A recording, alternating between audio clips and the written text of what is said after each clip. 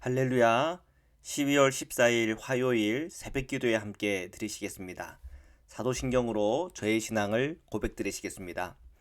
전능하사 천지를 만드신 하나님 아버지를 내가 믿사오며 그 외아들 우리 주 예수 그리스도를 믿사오니 이는 성령으로 잉태하사 동정녀 마리아에게 나시고 본디오 빌라도에게 고난을 받으사 십자가에 못 박혀 죽으시고 장사한 지 사흘 만에 죽은 자 가운데서 다시 살아나시며 하늘에 오르사 전능하신 하나님 우편에 앉아 계시다가 저리로서 산자와 죽은 자를 심판하러 오시리라.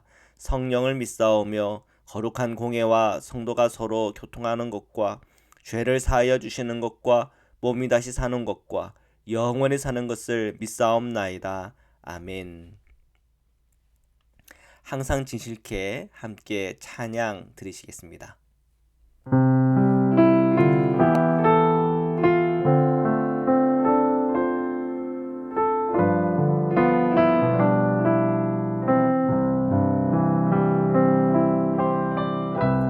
항상 진실케 내 맘 바꾸사 하나님답게 하여 주소서.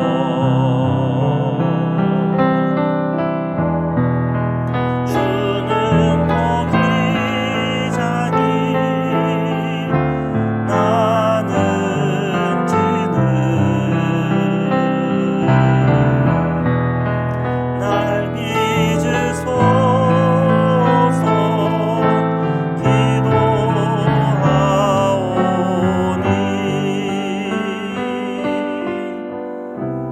항상 진실케 내 맘 바꾸사 하나님답게 하여 주소서.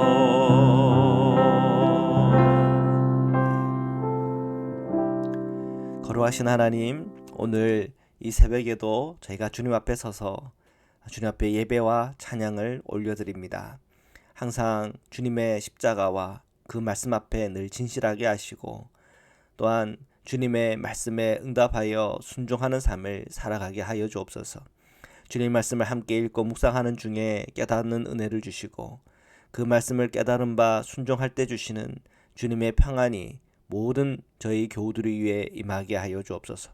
거룩하신 예수 그리스도의 이름으로 기도드립니다. 아멘.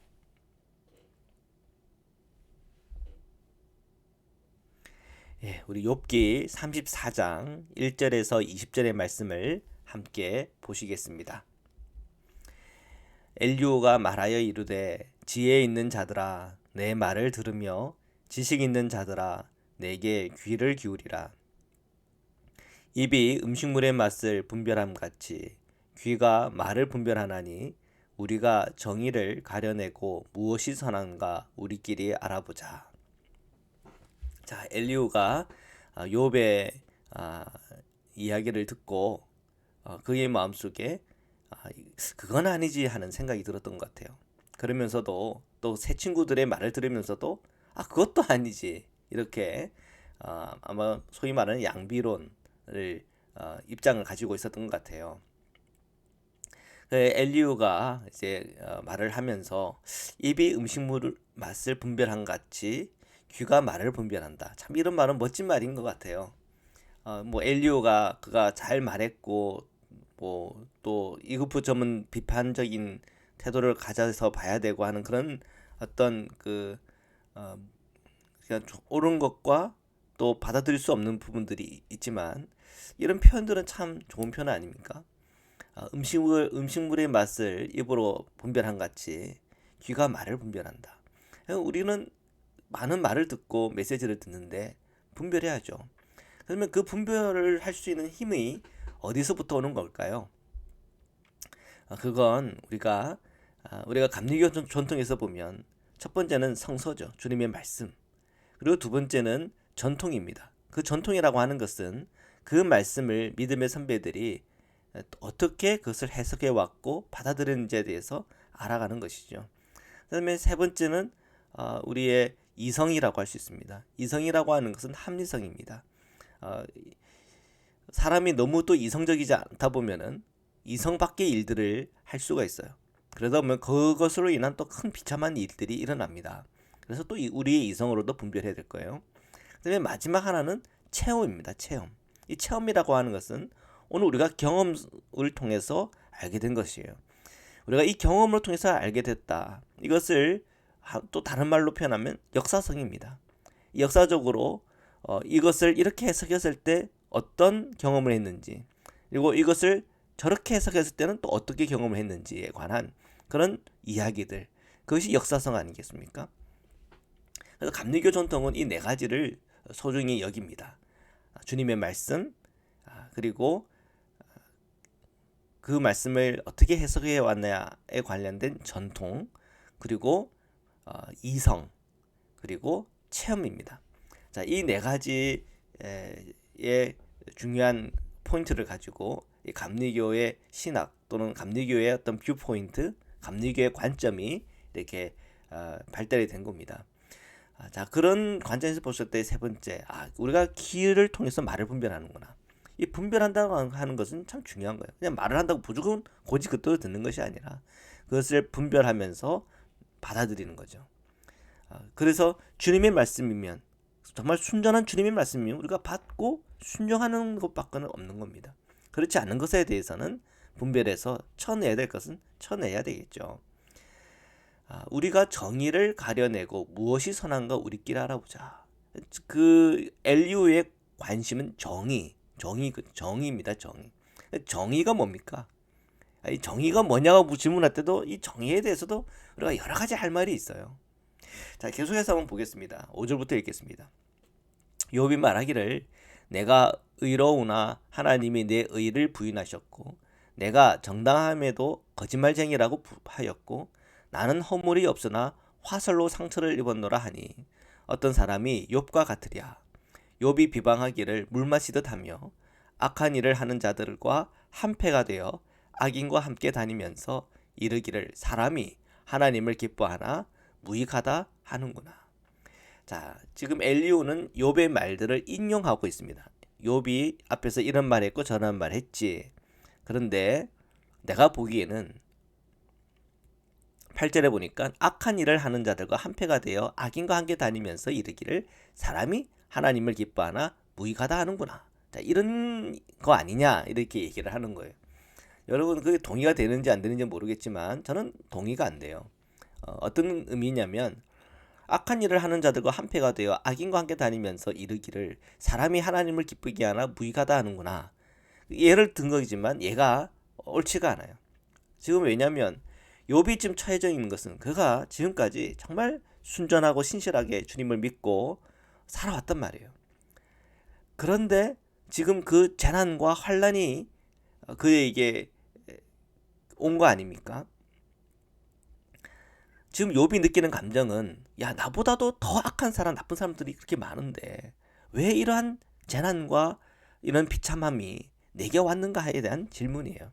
이게 비교급입니다. 그러니까 나보다 더 악한 사람들이 있는데 왜 나한테 이런 일이 일어나지? 그러니까 여기에 대한 질문입니다. 여기에 대한. 그런데 지금 그 나머지 세 친구들은 계속 욥이 뭔가 잘못한 게 있으니까 이런 게 온 거 아니냐. 그러니까 이것이 욥에게는 해답이 될 수가 없었던 거죠.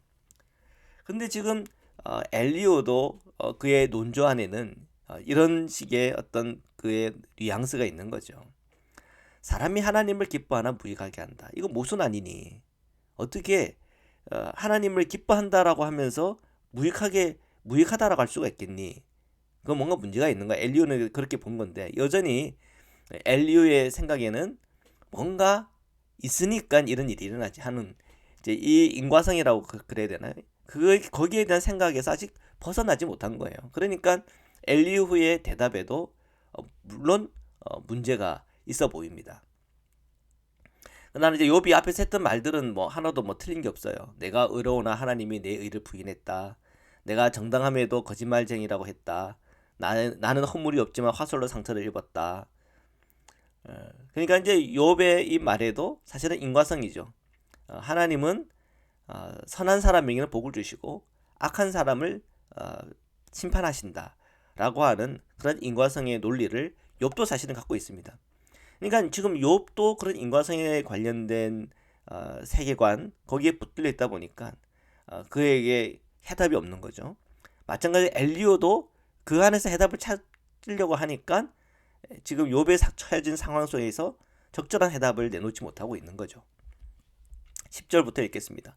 그러므로 너희 총명한 자들아 내 말을 들으라. 하나님은 악을 행하지 아니하시며 전능자는 결코 불의를 행하지 아니하시고 사람의 행위를 따라 갚으사 각각 그의 행위대로 받게 하시나니 진실로 하나님은 악을 행하지 아니하시며 전능자는 공의를 굽히지 아니하시니라.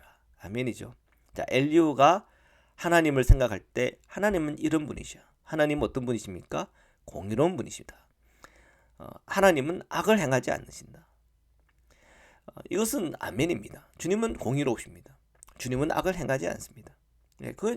그게 다 우리가 그 믿음과 그 신앙이 있을 겁니다. 그런데 질문은 그겁니다. 그렇다면 하나님의 공의가 뭘까? 하나님의 공의가 뭔가? 자, 여기에 대해서 우리가 다 대답할 수 있겠습니까? 그게 바로 문제인 겁니다. 하나님은 우리가 이해할 수 있는 분이 아닙니다. 전능자, 초월자죠. 우리의 생각을 넘어서는 분이십니다. 엘리오도 그런 표현을 쓰지만 하나님은 사람보다 크신 분이에요. 자, 그런 분의 그 공의를 우리가 헤아리고 이해하겠다고 하는 게 어렵지 않습니까? 우리가 알 수 있는 것은 성경에서 계시된 정도의 수준이죠. 근데 성경에서 계시된 그 문자로 표현된 그 공의가 다인가라고 질문할 때 사실은 그것이 아니라는 거죠. 우리가 이해할 수 없는 영역이 있고 우리가 헤아릴 수 없는 측면이 있는 것입니다. 자, 그런 부분을 인간의 지식과 인간의 한계에 있는 그 언어로 다 표현을 하려고 하니까 혼란에 빠지는 거죠. 욥기는 어떻게 보면 그런 혼란이 가득 찬 그런 말씀이기도 합니다. 13절부터 읽겠습니다. 누가 땅을 그에게 맡겼느냐? 누가 온 세상을 그에게 맡겼느냐? 그가 만일 뜻을 정하시고 그의 영과 목숨을 거두실진데 모든 육체가 다 함께 죽으며 사람은 흙으로 돌아가리라. 만일 내가 총명이 있거든 이것을 들으며 내 말소리에 귀를 기울이라. 자, 엘리후의 논조를 좀 보겠습니다. 누가 그 땅을 그에게 맡겼니? 누가 온 세상을 그에게 맡겼니? 그가 만일 뜻을 정하시고 그의 영과 목숨을 거두시는데 모든 유체가 다 함께 죽을 것이고 사람은 흙으로 돌아갈 것이다. 그러니까 지금 하나님은 그 모든 생명과 그리고 모든 생사화복을 주관하시는 분이라고 하는 거죠. 절대자라고 하는 겁니다. 그 절대자 앞에 선 인간이 도대체 할 수 있는 게 뭐가 있을까? 그건 참 바른 관점입니다. 그건 사실이죠. 계속해서 보겠습니다. 17절부터 읽겠습니다. 정의를 미워하시는 이시라면 어찌 그대를 다스리겠니? 의롭고 전능하신 이를 그대가 정죄하겠느냐? 그는 왕에게라도 무용지물이라 하시며 지도자들에게라도 악하다 하시며 고관을 외모로 대하지 아니하시며 가난한 자를 앞에서 부자의 낯을 세워주지 아니하시나니 이는 그들이 다 그의 손으로 지은 바 됨이라. 하나님은 창조주이시기 때문에 그 공의의 공의라는 것이죠. 그 사람이 지위가 높고 나이가 많고 그 사람이 부자고 그렇다고 그들 체면 세워주겠다고 눈치 보고 그런 거 아니라는 거죠. 인간 세상에서는 그런 일들이 허다하죠. 그 사람이 틀린 말 했는데 그 사람의 권력을 보고 또는 돈을 보고 아부하는 마음으로 그거 옳다라고 하기도 하고 그거는 세상의 그래요. 세상은. 근데 하나님이 그러시겠어요? 그럴 리가 없죠. 하나님은 가장 높으신 분 아닙니까? 20절입니다. 그들은 한밤중에 순식간에 죽나니 백성은 떨며 사라지고 세력 있는 자도 사람의 손을 빌리지 않고 제거함을 당하니. 하나님은 전지전능하신 분이고 하나님의 그 심판을 피할 자 없고 하나님의 공의는 항상 옳다라고 하는 그 점을 엘리야가 얘기하고 있습니다. 자, 여기에 대해서는 우리가 할 말이 없습니다. 맞죠? 그런데 그가 지금 엘리야가 욥을 오해하는 것은 뭡니까? 욥이 뭔가 잘못한 게 있기 때문에 이런 일이 일어나는 게 아닌가 하는 것이죠. 그것은 받아들일 수가 없어요.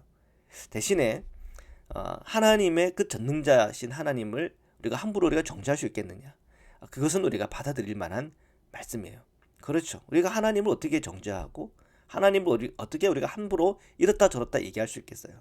오직 우리가 고백할 수 있는 것은 성경에서 기록된 주님의 계시를 통하여 하나님은 공의로우십니다. 하나님은 나의 목자십니다. 하나님은 선하십니다. 하나님은 우리를 창조하신 분이십니다. 주님은 우리에게 그 사랑을 독생자 예수를 통해 나타내셨습니다. 우리는 그렇게 고백할 수밖에 없는 것이죠.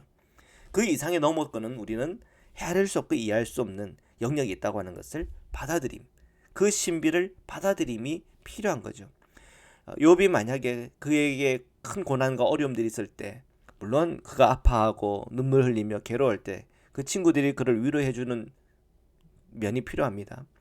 그리고 욥도 그것을 가지고 눈물 흘리며 애도하는 애도의 과정이 필요합니다. 근데 이제 이 애도의 과정을 1년이고 10년이고 죽을 때까지 하겠습니까? 그렇지 않은 거죠. 그 마음속에 털어놓음이 필요합니다. 내려놓음이. 하나님의 그 크신 신비, 하나님의 그 크신 은혜, 하나님의 이해할 수 없고 측량할 수 없는 그분의 그 크기 앞에, 그 무한한 앞에 본인이 갖고 있는 그 짐을 내려놓을 필요가 있는 거죠. 오늘 우리가 복음의 시대를 살아가고 있지 않습니까? 욥과 같은 상황과 형편에 처해져 있는 이에게 우리가 대답할 수 있는 게 뭐가 있습니까? 예수님의 십자가입니다. 예수님의 그 십자가 앞에 욥의 그 고통과 아픔을 이해하는 하나님의 그 사랑, 그 은혜가 사실 그 십자가를 통해서 증거되고 있는 거기 때문에 그래요. 욥이 우리에게 주지 못하는 대답을 오늘 십자가의 예수 그리스도 그 은총 안에서 해답을 얻을 수가 있는 것입니다. 사랑하는 성도 여러분, 저희들이 이제 다시 욥기를 계속 묵상하고 있는데요. 욥기를 통해서 욥이 경험했던 그 고통과 아픔도 한번 느껴보고 또 그 대답들 속에서 해답이 없는 것을 다시 한번 확인하고 예수님의 십자가와 그 은총 안에서 정확하고 분명한 해답을 얻기를 주님의 이름으로 축원합니다. 말씀으로 기도드리시겠습니다. 사랑의 주님, 감사합니다. 저희들 세상살이 하는 가운데 여러 많은 문제들이 우리에게 닥치고 또 어려움들이 닥치고 여러 많은 질문들이 생기고 또 방황하기도 하고 시험에 빠질 때도 있음을 주님 앞에 고백합니다. 그러나 그때마다 오늘 우리를 위하여 죽으시고 부활하신 예수 그리스도의 십자가, 예수 그리스도의 복음, 또한 예수 그리스도를 믿는 믿음과 또한 예수님의 그 믿음을 깊이 묵상하는 중에 해답을 찾게 하시고 지혜를 얻게 하시며 오늘 우리에게 주시는 하나님의 은총 안에 있게 하여 주옵소서. 오늘 우리 성도님들 연약한 몸이 있다면 주님께서 임하여 주시사 치유와 회복을 주시고 오늘도 우리 자녀들을 보호하시며 우리 성도님들의 일터와 가정과 삶의 모든 영역 속에 주시는 하나님의 채우심과 또한 하나님의 복을 경험하게 인도하여 주옵소서.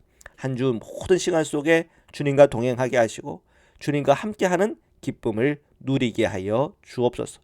거룩하신 예수 그리스도의 이름으로 기도드립니다. 아멘. 우리 주기도문으로 마치겠습니다. 하늘에 계신 우리 아버지여, 이름이 거룩히 여김을 받으시오며 나라에 임하옵시며 뜻이 하늘에서 이룬 것 같이 땅에서도 이루어지이다. 오늘날 우리에게 일용할 양식을 주옵시고 우리가 우리에게 죄 지은 자를 사하여 준 것 같이 우리의 죄를 사하여 주옵시고 우리를 시험에 들게 하지 마옵시고 다만 악에서 구옵소서. 나라와 권세와 영광이 아버지께 영원히 있사옵나이다. 아멘.